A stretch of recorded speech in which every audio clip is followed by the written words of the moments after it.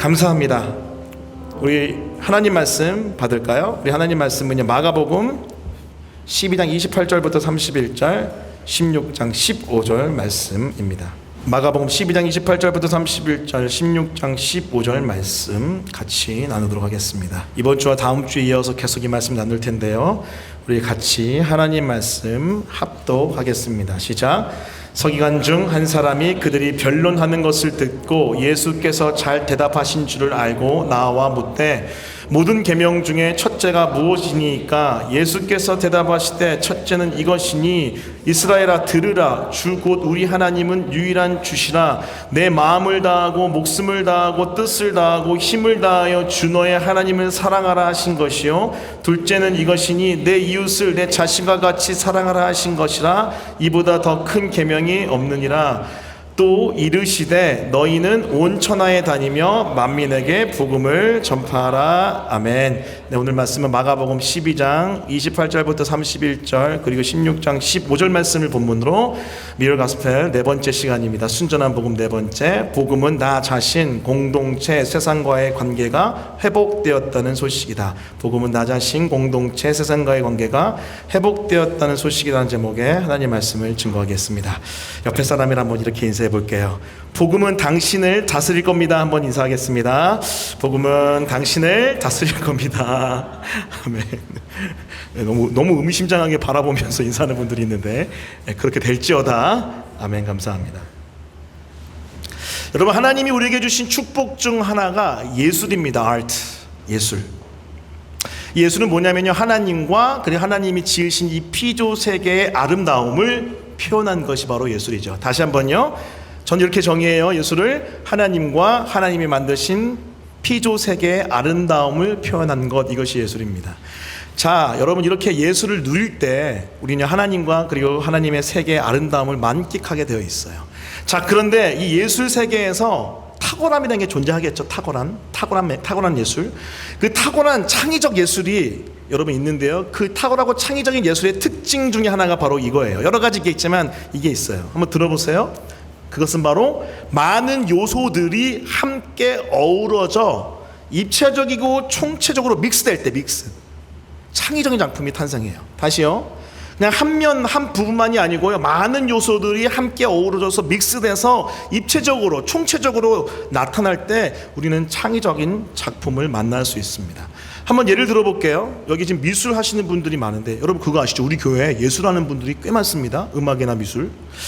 여러분, 이 미술하는 분들을 보면은요, 2차 원내 이 평면에다가 막 그리잖아요. 평면에다가 막 그리고 아름다움을 거기에 표현합니다. 자, 그런데 이 미술하는 분들이요, 어디를 향해 가게 되냐면요, 이 평면에다가 그리다가 자꾸 실제 조각으로, 공예로 넘어간다고 해요. 평면이 아니라 이제는 3차원의 모습으로 가려고 한대요. 한 면만이 아니라 여러 면이 존재하는 공예의 세계로 간다고 해요. 그리고 그러다가 어디를 향해 가는 줄 아세요? 이건 제 말이 아니라 예술에 정말 통달한 분이 하신 얘기인데, 건축으로 많이 간대요. 건축으로. 한 면만을 그리다가 여러 면이 존재하는 공예로 갔다가 이제는요, 총체적으로 아름다움을 다 입체적으로 뽐낼 수 있는, 표현할 수 있는 건축으로 간다고 합니다. 자, 왜 그럴까요? 한 면만, 한 요소만 여러분 집중하면요, 한계가 존재하기 때문에 그래요. 그거밖에 볼 수 없잖아요. 자, 그러나 다양한 면, 다양한 요소를 함께 볼 때 여러분 그 예술의 아름다움을 풍성하게 느낄 수 있죠. 자, 그럼 질문 한번 해볼게요. 하나님이 주신 축복 중에 하나가 예술인데, 그렇다면 하나님이 우리에게 주신 가장 최고의 축복은 뭘까요? 뭐죠? 예, 복음 아닌가요? 복음? 따라해 보겠습니다. 복음은 최고의 축복이다. 말 그대로 복음이잖아요. 복음, 복된 소식. 하나님이 우리에게 주신 최고의 축복은 바로 복음입니다. 자, 그런데 이 복음도 예술과 비슷하게 한 면, 한 요소만 알고 거기에 머물러 있으면 안 됩니다. 복음에 다양한 면이 있어요. 다양한 요소가 있어요. 자, 그것들을 함께 알 때, 다시 말하면 입체적으로, 총체적으로 믹스하여 알 때 우리는요, 복음의 은혜를 온전히 누릴 수 있대요. 자, 요한복음 10장 10절 말씀 한번 같이 읽어보겠습니다. 우리 앞에 있는 말씀 10장 10절 후반부 말씀인데 한번 같이 읽습니다. 자, 시작. 내가 온 것은 양으로 생명을 얻게 하고 더 풍성히 얻게 하려는 것이라. 자, 여러분, 주님이 이 땅에 오신 이유는요, 우리에게 영원한 생명, 죽어 지옥에 가는 것이 아니라 영원한 천국에 들어가는 영원한 생명을 주시기에 오셨대요. 자, 그런데 그 영원한 생명은요, 거기 천국에만 가게끔 하는 게 아니고 이 땅에서도요, 풍성한 생명의 삶을 누리도록 만들어준대요. 그게 바로 우리 주님이 주신 복음의 혜택과 은혜입니다. 자, 그런데 여러분에게 질문해 보고 싶어요. 여러분, 복음을 믿으시죠? 아멘? 풍성한 삶을 누리고 있습니까?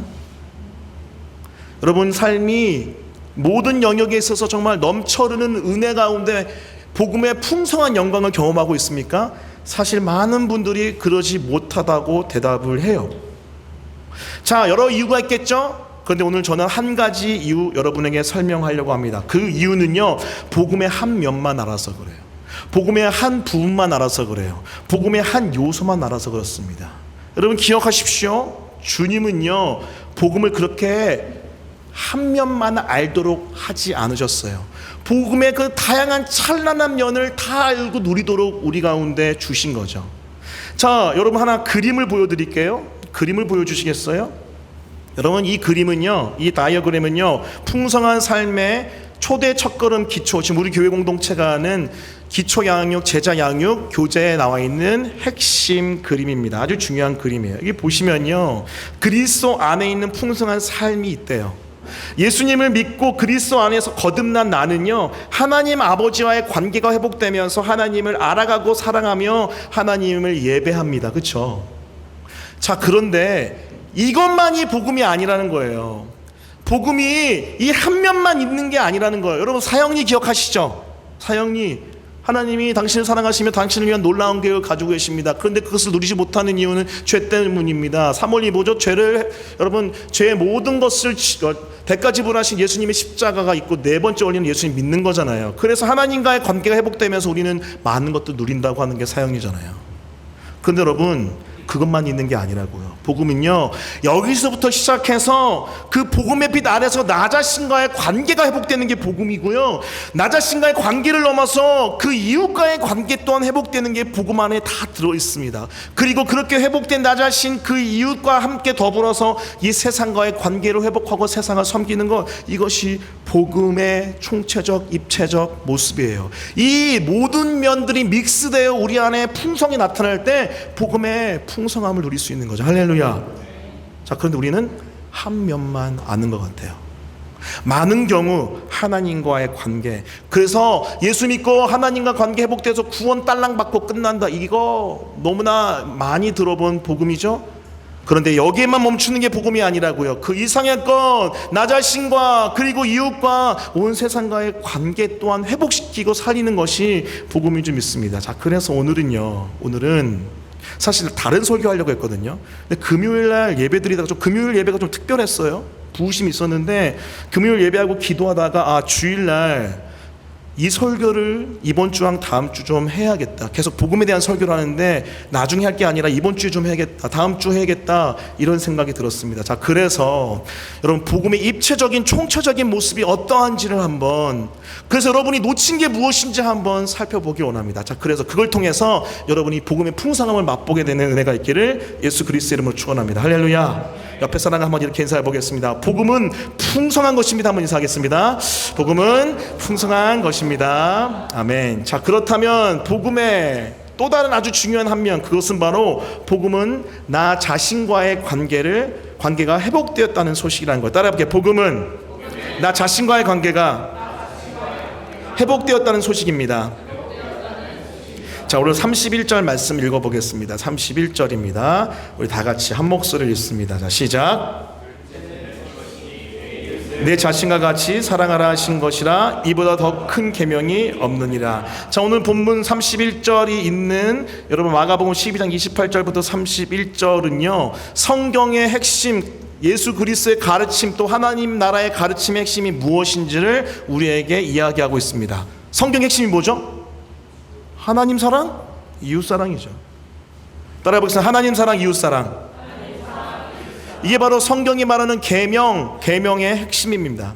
쪼리면요, 성경은 하나님 사랑하십시오, 이웃을 사랑하십시오라는 이야기예요. 자, 그런데 이 하나님 사랑, 이웃 사랑이라는 이 메시지 행간에 아주 중요한 메시지가 사실 숨어 있습니다.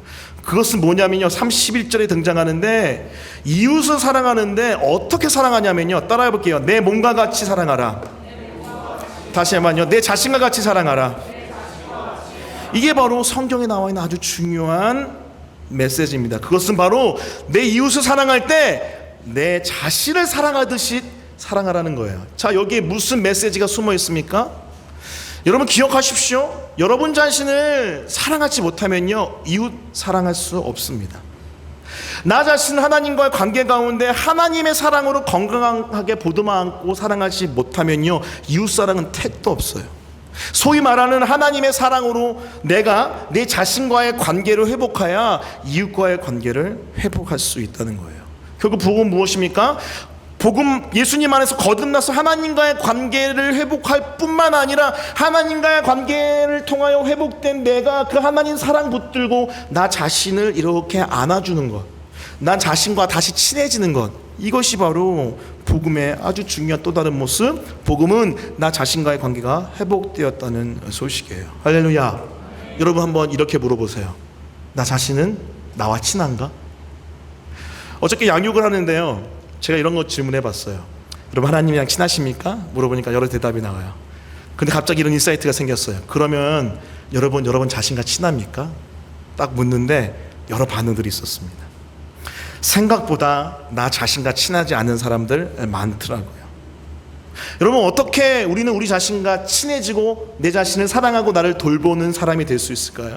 어떻게 내 자신과의 관계가 복음이 회복시키고 어떻게 내 자신을 하나님의 사랑으로 회복하며 나 자신을 사랑할 수 있을까요? 그것은요, 바로 나를 바라보는 시선을 새롭게 할 때 가능합니다.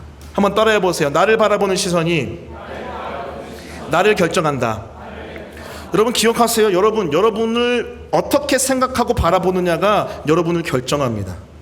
근데 여러분 건강한 그리스도인은요, 여러분을 바라보는 시선을요, 하나님의 시선으로 바라본다는 거예요. 무슨 말입니까? 하나님의 시선으로 나를 바라볼 때 내가 건강한 그리스도인으로 나를 돌볼 수 있다는 거예요. 자, 근데 그 하나님의 시선이 뭡니까? 이사야 49장 5절 앞부분은 이렇게 이야기하고 있어요. 한번 말씀 띄워주세요. 우리 같이 읽을까요? 자, 시작. 나는 여호와 보시기에 존귀한 자라. 따라해보세요. 나는 여호와 보시기에 존귀한 자라. 여러분 이게 복음 아닙니까?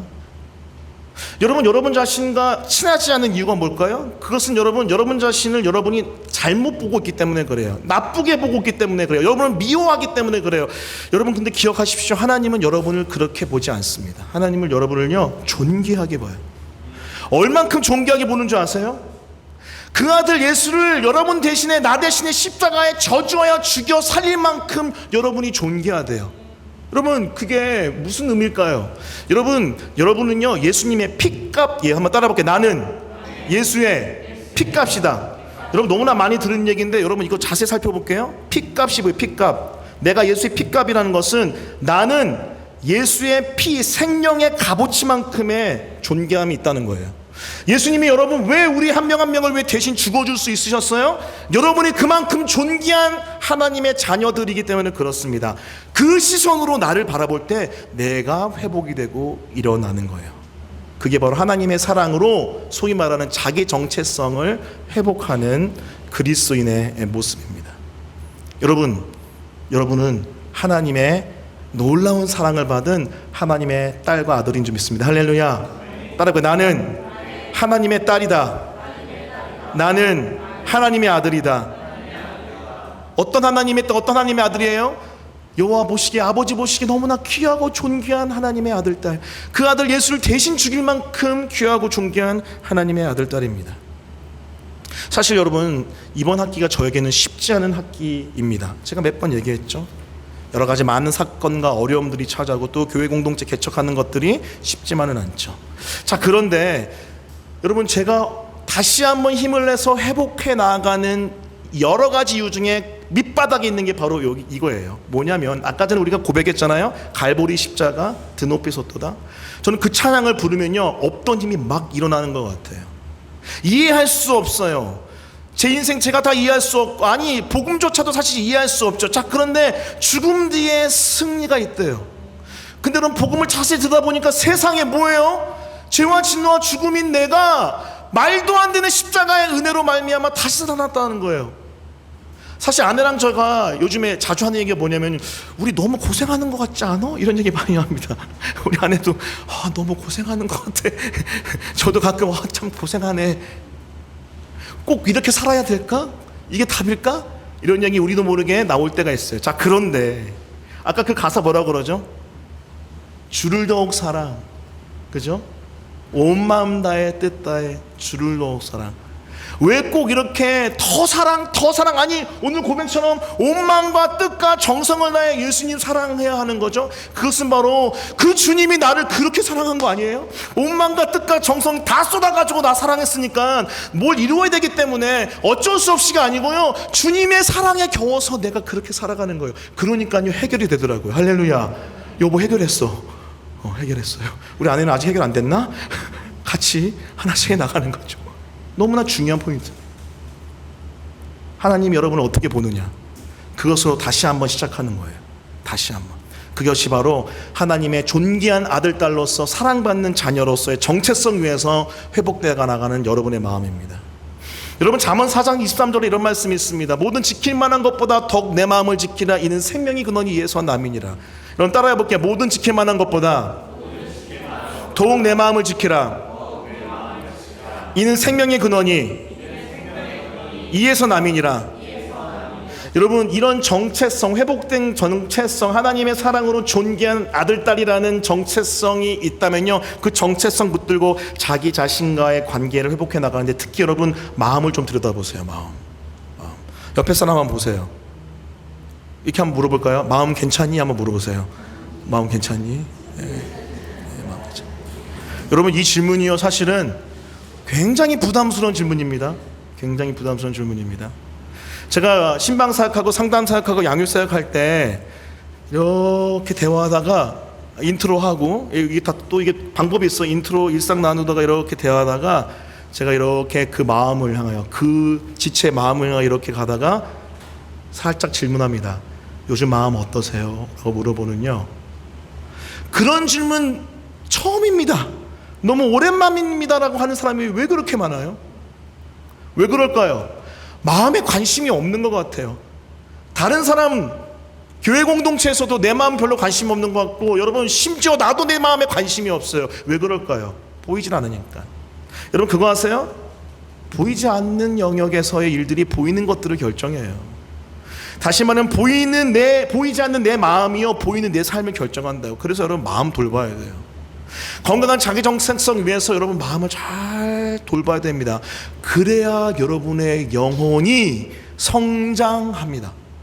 다시 말씀드려요, 저는 종교놀이 하려고 교회 개척하지 않았습니다. 죄송합니다. 주일 와서 딸랑 예배드리고 집에 가서 나는 종교활동 다 했다, 그런 마음이면 우리 교회에 있기가 조금은 힘들 겁니다. 알고 계시죠? 왜요? 계속 여러분의 마음을 물어볼 거거든요. 신방하든 상담하든 양육을 하든 목장 안에서 계속 여러분 목장 리더 모임 때 뭐 물어보는지 아세요? 한 명 한 명 마음은 어떤 것 같아요? 그 영혼은 어떤 것 같아요? 그런 거 물어봐요. 와서 수다 떨고 주식 얘기하고 부동산 얘기하는 그런 공동체가 목장이 아니잖아요. 마음을 주 앞에 쏟아내고 함께 그 마음을 놓고 기도하는 게 교회 아닌가요? 부탁드립니다. 예수 그리스도의 존귀한 아들, 딸들이요, 그 사랑의 마음, 그 하나님의 사랑으로 여러분 자신 이렇게 안아주세요. 돌봐주세요. 그래야지 여러분이 여러분과 친해집니다. 제가 이런 메시지, 이런 마음을 가지고 사람들을 만날 때 굉장히 어색해하고 당황해하는 사람들이 많습니다. 왜 그럴까요? 그게 지금 그 모습이 우리 제너레이션, 우리가 살고 있는 이 사회의 모습이에요. 하지만 이렇게 가다가는 기독교 종교화돼 버리고 생명력 다 사라집니다. 아니, 기독교가 중요한 게 아니야. 여러분 삶이 종교화되고 생명력이 사라지는 거예요. 부탁합니다. 다시 도전합니다. 우리 교회 공동체, 예수님이 그토록 바라시는 오직 성경이 말하는 예수 순전한 교회가 우리 공동체의 정체성 아니에요. 자, 그렇다면은 여러분 하나님 나라의 아들, 딸로서 여러분 마음을 좀 잘 보살폈으면 좋겠습니다. 그럴 때 우리의 마음이 살아나고 우리의 영혼이 살아나고 우리의 삶이 변화될 것이기 때문입니다. 할렐루야. 다시 한번 따라해 볼까요? 복음은 나 자신과의 관계가 회복되었다는 소식이다. 우리가 첫 번째 기억해야 될 포인트는 바로 그것이고요. 자, 두 번째입니다. 자, 두 번째는요, 복음 안에서 하나님의 사랑 가운데 내 자신과의 관계가 회복되어져 간다면요, 자, 거기만 머무는 게 아니고요, 복음은요 공동체까지 가야 돼요. 한번 따라해. 복음은 공동체와의 관계 또한 회복되었다는 소식이다. 자, 31절 말씀 볼게요. 31절, 우리 어렵지 않은 말씀이죠. 같이 또 읽겠습니다. 자, 시작. 둘째는 이것이니 내 이웃을 내 자신과 같이 사랑하라 하신 것이라. 이보다 더 큰 계명이 없느니라. 그리스도 예수 안에서, 복음 안에서, 복음을 믿음으로 하나님 관계가 회복됐어요. 그 하나님 관계가 회복되는 가운데 하나님의 압도하는 부어주신 사랑으로 내 자신을 보기 때문에 내 자신을 사랑합니다. 자, 그런데 그렇게 내 자신을 이렇게 보듬어주고 사랑하고 내 자신과 친한 사람은요, 다른 사람이랑도 자연스럽게 친해져요. 반대로 여러분, 다른 사람과 잘 친해지지 않는 이유는 내 자신을 사랑하지 않기 때문이죠. 자, 그것을 우리가 첫 번째 메시지에 잘 배웠다면 이제는 뭐예요? 그것을 붙들고 내 자신을 사랑하는 마음, 결국 하나님이 나를 바라보는 시선으로 다른 사람도 바라보면서 그를 사랑하는 것이죠. 이것이 바로 두 번째 우리가 기억해야 될, 복음은 나 자신과의 관계뿐만 아니라 다른 이웃과의 관계, 또 공동체와의 관계까지도 회복시킨다는 소식입니다. 이게 너무나 중요한 포인트예요. 여러분 생각해 보세요. 우리가 지금 주변에 만나고 있는 사람들, 여러분 우리 사회가요, 다른 사람들의 얼마나 관심이 있을까요? 사실 별로 없어요. 왜냐면요, 이런 얘기 많이 하잖아요. 나 혼자 벌어먹고 살기도 힘들다. 얼마나 나 혼자 벌어먹고 살기도 힘들면 여러분 결혼도 잘 안 해요. 이제 애도 거의 안 낳잖아요. 이런 사회 속에서 이런 메시지, 이 메시지 얼마나 효용이 있을까요? 인기 없지 않을까요? 자, 그런데 중요해요. 놓칠 수 없어요. 왜요? 하나님이 우리를 이렇게 만드셨어요. 어떻게 해요? 공동체로. 따라해. 하나님이 우리를 공동체로 만드셨다. 소위 말하는 우리를 하나님이 관계적 존재로 공동체로 만드셨기 때문에 이 관계 공동체 떠나면요, 우리는요 무엇인가 빠져버린 존재가 돼요. 창세기 1장 26절 27절 같이 읽겠습니다. 같이 읽습니다. 자, 시작. 하나님이 이르시되 우리의 형상을 따라 우리의 모양대로 우리가 사람을 만들고 그들로 바다의 물고기와 하늘의 새와 가축과 온 땅과 땅에 기는 모든 것을 다스리게 하자 하시고, 하나님이 자기 형상 곧 하나님의 형상대로 사람을 창조하시되 남자와 여자를 창조하시고. 하나님이 우리를 창조한 스토리가 등장하잖아요. 자, 26절 앞부분 보세요. 여러분, 제가 진짜로 확 새겨드릴게요.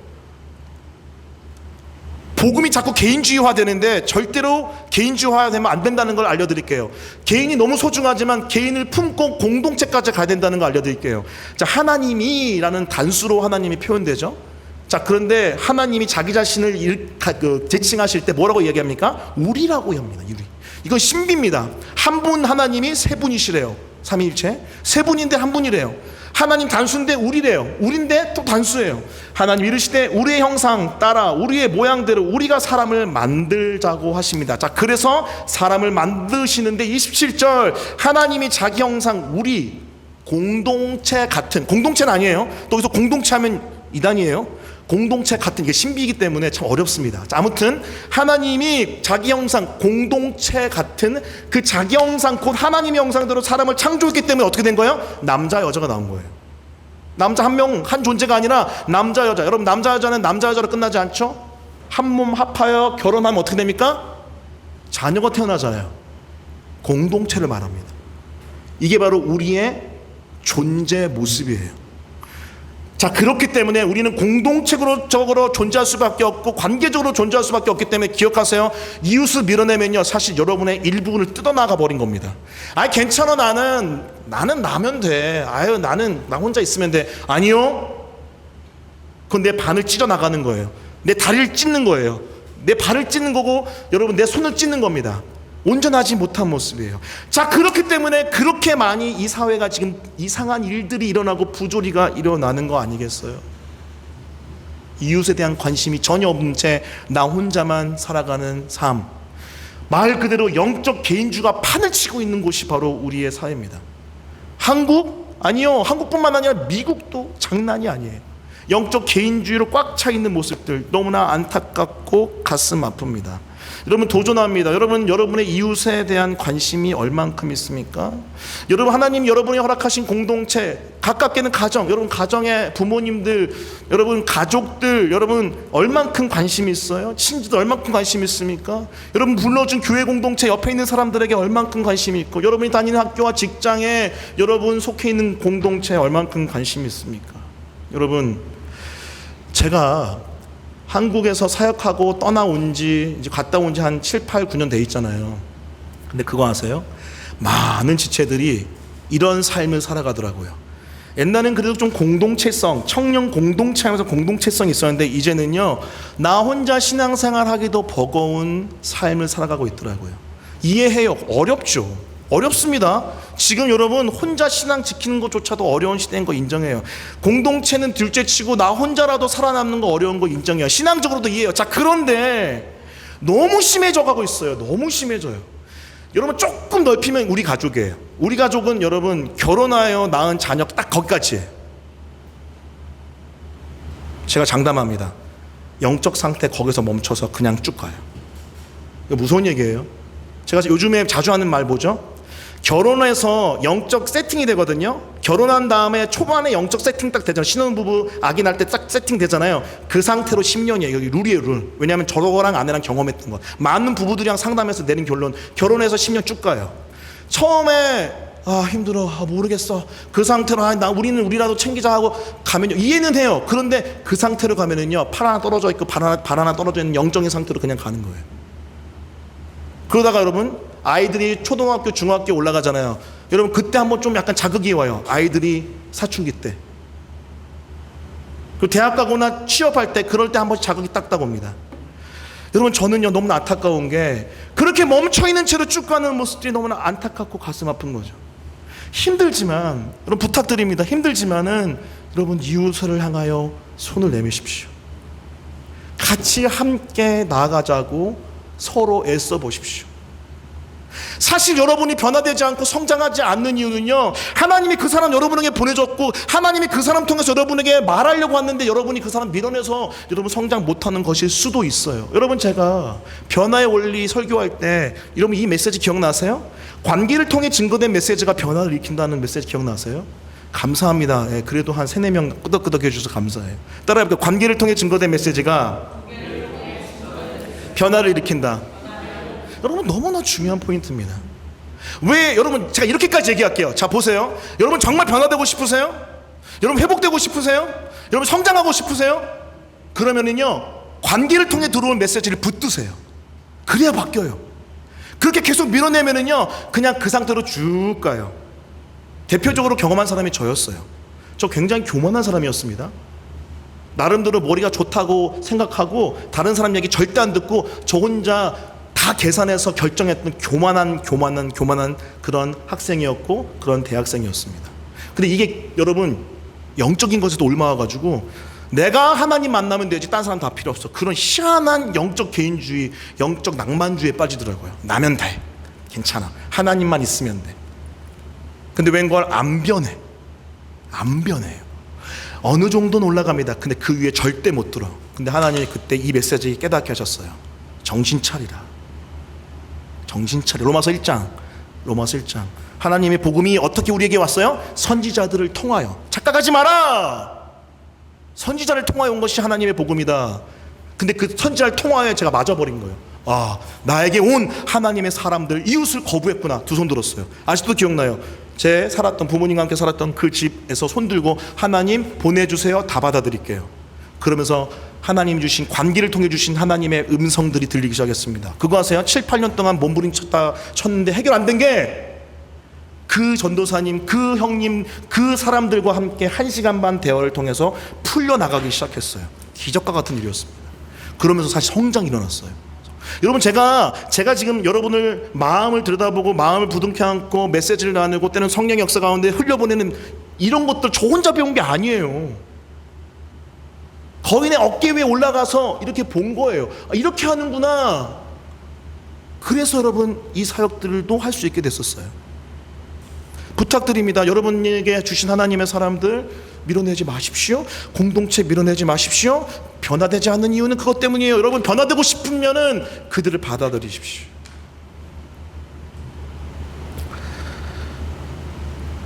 제가 미국에서 어느 한 교회 가서 설교를 했어요. 아마 이 메시지 아마 들은 분도 있을 텐데 다시 하겠습니다. 들어야 될 분들이 있어요. 미국에 가서 제가 어느 공동체 가서 설교를 했는데 그 공동체는요 다 서울대예요. 연대 한 부형이 있었는데 연대여서 눌렸어요.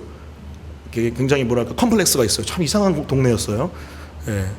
그 세상의 기준으로 보면은 좋은 대학인데 눌렸어. 이상했어요. 근데 제가 가서 복음을 전했습니다. 한 번 가서 복음을 전했는데 반응이 있었어요. 왜냐하면은 잘 하지 않는 이야기들을 자꾸 골라서 하니까 좀 새로웠나 봐요. 두 번째 가서 복음을 전했는데 또 반응이 있었어요. 근데 세 번째 가서 복음을 전할 때 제가 기도했어요. 하나님, 이들에게 필요한 게 무엇입니까?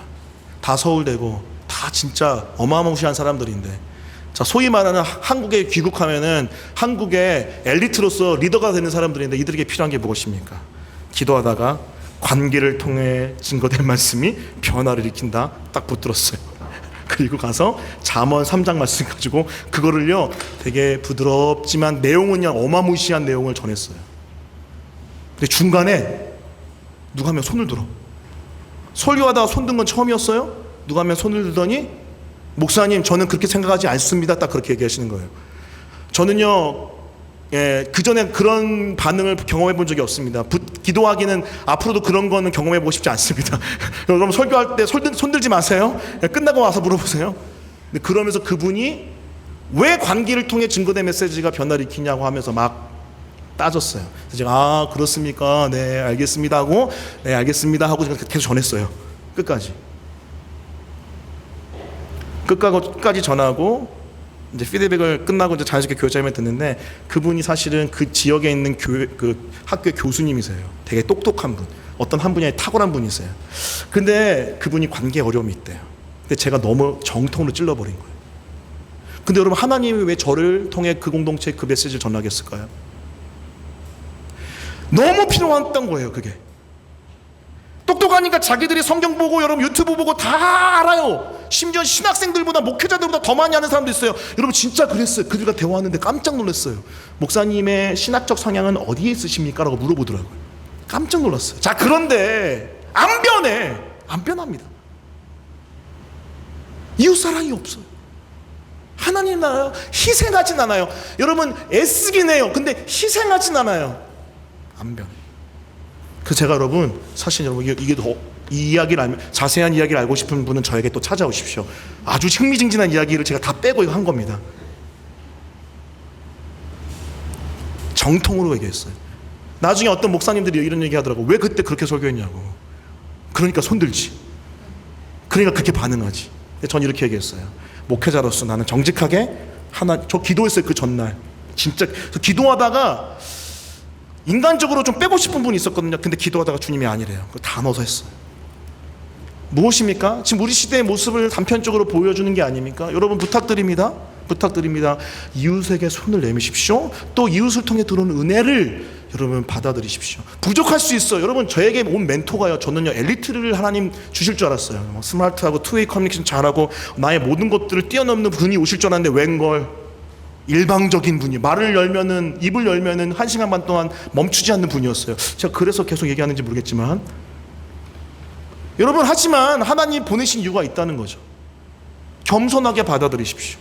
그때 여러분, 하나님이 그를 통하여 여러분이 7년, 8년, 9년, 10년 동안 고민했던 그 문제, 여러분, 참 사실 요즘 감사한 게 뭐냐면요, 이 한 학기가 지나는데 저는 참 쉽지 않은 한 학기였고 애썼는데요, 몸부림쳤는데요, 그래서 여기까지 왔는데요, 많은 지체들이 이야기해 주는데요, 회복의 역사가 참 많이 나타났어요. 진짜 이거를 최근에 알았어요. 지난주, 이번주 얘기 듣는데 여기도 이 지체가 이렇게 회복됐고 여기도 회복됐고 이렇게 회복됐네.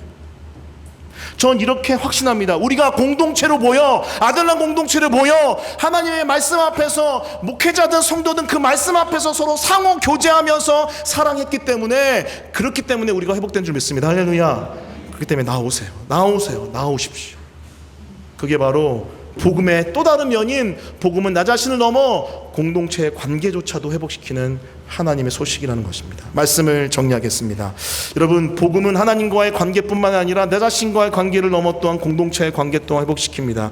여러분 왜 풍성하지 않은 줄 아세요? 여러분, 나 자신과의 관계 또 공동체의 관계를 너무나 저버렸기 때문입니다. 다시 부탁드립니다. 복음을 개인주의화시키지 마십시오. 복음은 개인을 넘어 개인을 품고 공동체까지 또 내 내면까지 들어가는 복음이 좀 있습니다. 그 복음의 소식을 가슴에 품고 믿음으로 풍성한 삶을 누리는 우리 모두가 되기를 예수 그리스도의 이름으로 간절히 축원합니다. 할렐루야. 저 같이 한번 말씀 기억하며 찬양하겠습니다. 우리 꽃들도 찬양하겠습니다. 꽃들도. 하나님, 복음으로 내 자신과의 관계, 내 이웃과의 관계 회복되는 내 인생 될 수 있도록 도와주시고 역사해 주십시오. 우리 그런 마음으로 우리 찬양하며 고백하며 나가겠습니다. 이곳에 생명샘 솟아나 눈물 고작 지나갈 때에 머잖아 열매 맺히고 머잖아 열매 맺히고 웃음소리 넘쳐나리라.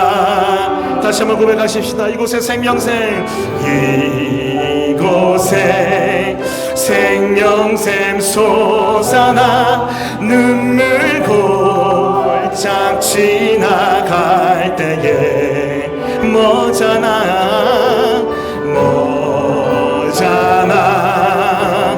열매 맺히고 웃음소리 넘쳐나니. 자, 믿음으로 고백하세요. 꽃들도 구름도 바람도 날 찬양하라. 회복을 선포하세요. 찬양 예수를 하늘을 울리며 노래해 나의 영혼아. 은혜의 주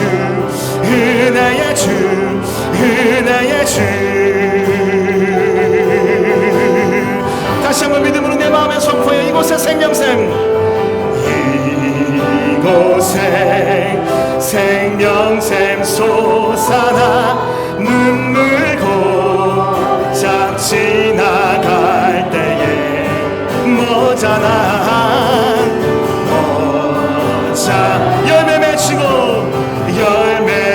웃음소리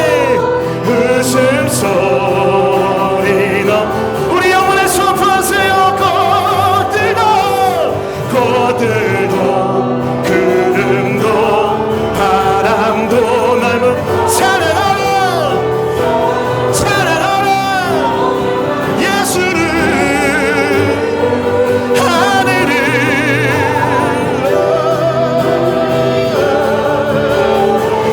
나의 영혼아. 은혜의 주 고백하세요. 꽃들도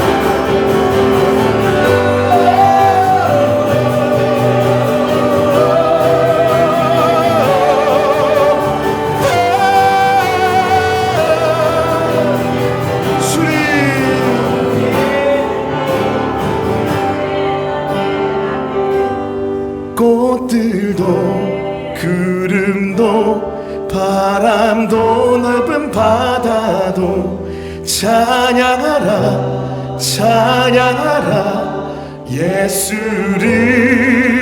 하늘을 울리며 하늘을 울리며 노래해 나의 영혼아 은혜의 주 은혜의 주 은혜의 주. 하늘을 울리며 하늘을 울리며 노래해 나의 영혼아 은혜의 주 은혜의 주 은혜의 주.